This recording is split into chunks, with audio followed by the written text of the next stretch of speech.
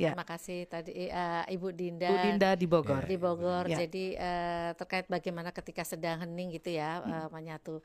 Jadi memang apa kalau kami juga saya kebetulan kepercayaannya Kapribaden namanya. Mm. Jadi kami pusatnya di Purworejo waktu itu.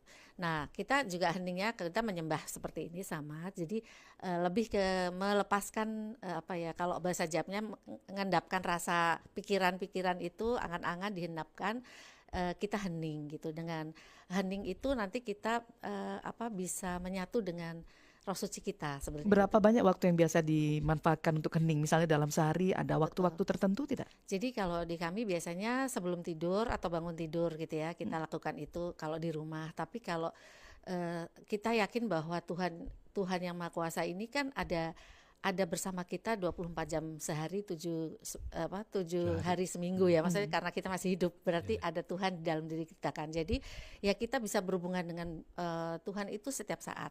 Dengan kalau kami perantaranya adalah Roh Suci. Jadi bagaimana kita bisa menyatu dengan Roh Suci kita supaya kita mendapat petunjuk dari Roh Suci kita untuk kehidupan kita sehari-hari seperti itu. Tapi keheningan itu memang proses ya Mbak. Jadi nggak bisa orang baru terus kemudian rasanya kayak apa, itu saya juga prosesnya lama untuk bagaimana sih rasanya merasakan hening, bisa menyatu dengan Roh Suci. Makanya itu kan kalau di kami ada belajar mengenal diri dulu. Mengenal diri itu secara raga kita ini dari mana sih asalnya gitu. Terus kemudian kan kita tahu kita dari orang tua, dilahirkan melalui orang tua dari nenek, leluhur kan gitu. Jadi kita mengenal jati diri kita, leluhur kita. Kemudian Roh Sucinya kan ada raga dan Roh Suci. Roh Suci dari mana asalnya? Berarti kan dari yang Maha Hidup. Mm.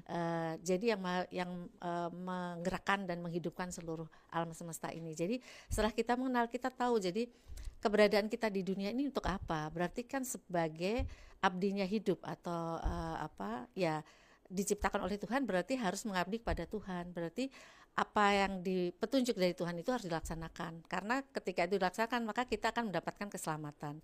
Tapi untuk mendapatkan petunjuk itu kan tidak serta-merta, karena kita harus juga berproses itu tadi, mengenal diri, bagaimana rasanya menyatu dengan Roh Suci, kemudian bagaimana rasanya dapat petunjuk dari Tuhan. Itu memang tidak semudah itu, karena kita kitab sucinya tidak dibaca kan. Kitab Baik. sucinya itu tadi alam dan juga rasa